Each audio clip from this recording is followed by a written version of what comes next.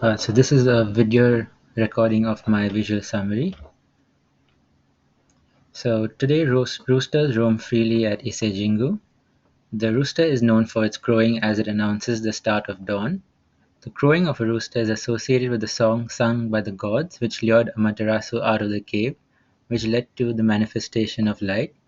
Thus a rooster is seen as an animal that signs the end of darkness and beginning of a light.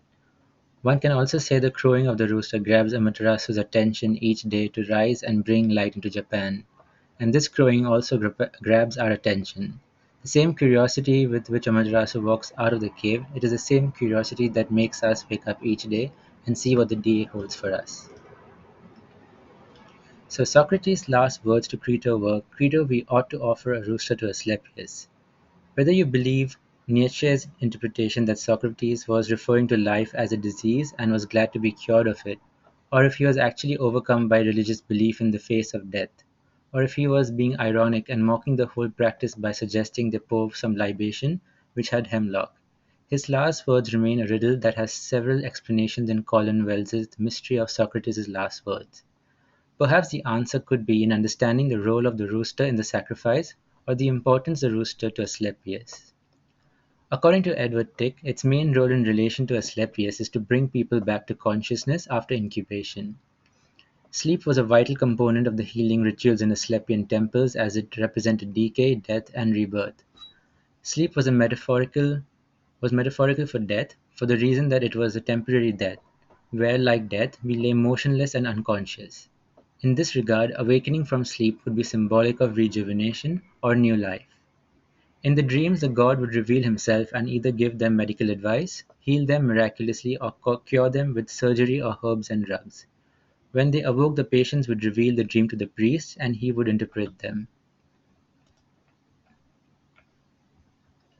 So, from my research, the rooster's crowing in both mythologies is known to signal an end to night and the beginning of a new dawn, where the light would fill the world and provide nourishment. According to Edward Tick, its main role in relation to Asclepius is to bring people back to consciousness.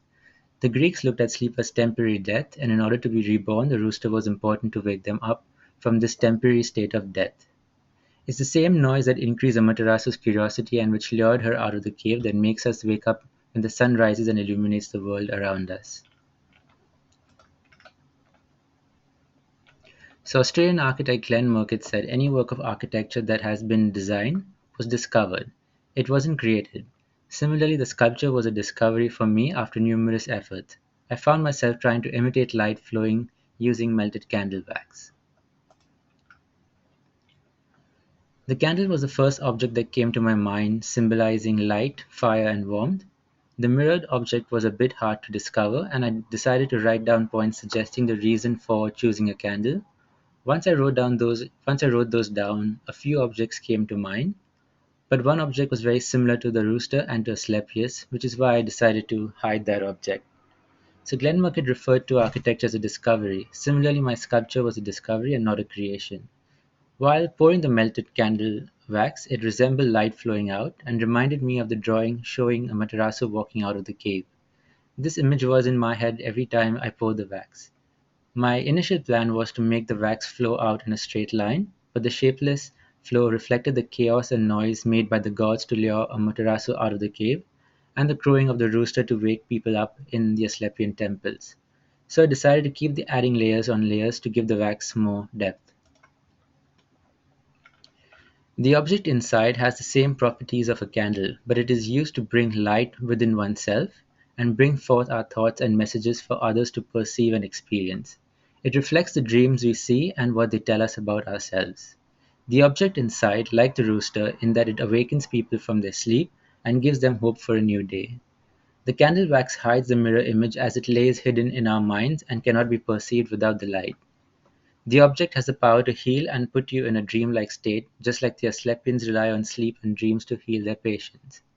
At Asclepian temples, people believed our dreams carried a message, and the priests would try to interpret these dreams and apply the meaning to their lives.